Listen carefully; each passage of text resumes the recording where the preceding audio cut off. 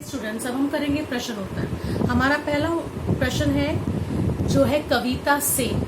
कवि ने पक्षी और बादल को भगवान के डाकिए क्यों बताया है, इस बात को स्पष्ट कीजिए। आखिर ये भगवान के डाकिए क्यों है भगवान के डाकिए? पहला, ये एक महादेश से दूसरे महादेश को जाते हैं और इनकी लाई हुई चिट्ठियां जो हैं वो पेड़ पौधे पानी और पहाड़ पर पाते हैं, जिसमें प्रेम एकता सद्भावना का संदेश होता है। मतलब भगवान के डाकिए जो हमें संदेश देते हैं वो उसमें प्रेम और सद्भावना निहित है। ठीक है। प्रश्न 2, पक्षी और बादल द्वारा लाई गई चिट्ठियों को कौन कौन पढ़ पाता है? पक्षी और बादल को लाई गई चिट्ठियों को पेड़, मेरी बात को ध्यान से सुनेंगे आप सब, पेड़ पौधे पानी पहाड़। अब देखिए, मैंने इसमें प्रयोग किया, जितने भी मैंने शब्द बोले हैं उनकी फर्स्ट जो लेटर है, पहला अक्षर, वो कौन सा आया, इस बात को ध्यान से सुनिए। पेड़ पौधे पानी पहाड़, कौन सा आया, अब आप समझ गए, प। तो ये कविता में जब भी आपको कोई ऐसे पंक्ति मिले जिसमें पहला अक्षर बिल्कुल एक साथ आ रहा हो, उसकी आवृत्ति, उसका आना बार बार हो, तो हम उस पंक्ति को बोलते हैं, उस अक्षर को बोलते हैं अनुप्रास अलंकार।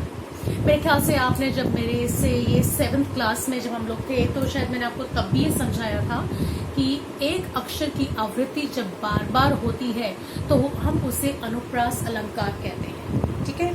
तो इसमें जो अनुप्रास अलंकार है वो है हमारा इस लाइन में प, क्योंकि प से ही बाकी सारे अक्षर भी शुरुआत हुई है, पेड़ पौधे पानी और पहाड़। ठीक है।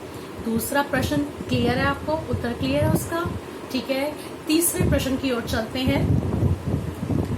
किन पंक्तियों का भाव है? अब इसमें जो है हमारे सामने अर्थ दिया हुआ है, वो जो अर्थ दिया हुआ है ऑलरेडी मीनिंग है, लेकिन ये जो मीनिंग बताया गया है, जो हमें अर्थ बताया गया है, वो किस पंक्ति से रिलेटेड है, अब हमने ये बताना है। जैसे मैंने आपको बोला, पहला क, पक्षी और बादल प्रेम सद्भावना एकता का संदेश एक महादेश से दूसरे देश को पहुंचाते हैं।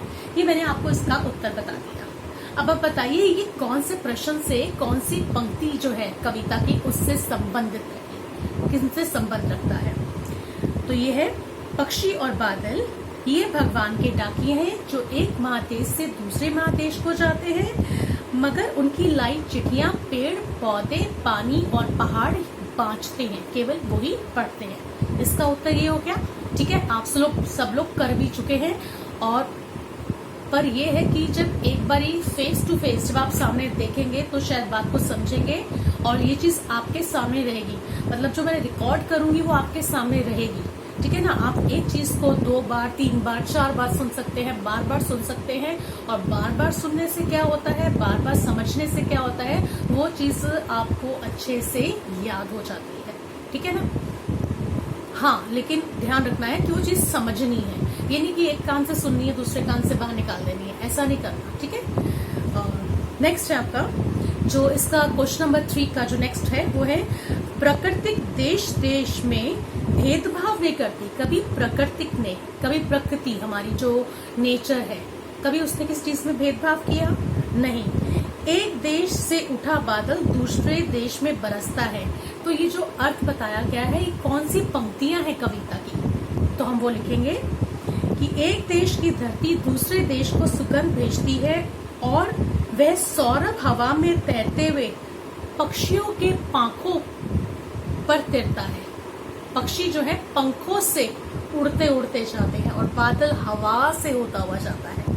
हवा के साथ साथ बादल भी उड़ते चलते जाते हैं और पक्षी पंखों के माध्यम से जाते हैं। तो इस तरह वो हमें भेजते हैं। और एक देश का भाव, अगर आज यहाँ पे भाव है, बादल बना है, तो दूसरे देश में बरसता है। मतलब क वाला जो अर्थ बताया गया था उसकी जो पंक्तियां हैं वो फर्स्ट पैराग्राफ वाली है। ठीक है।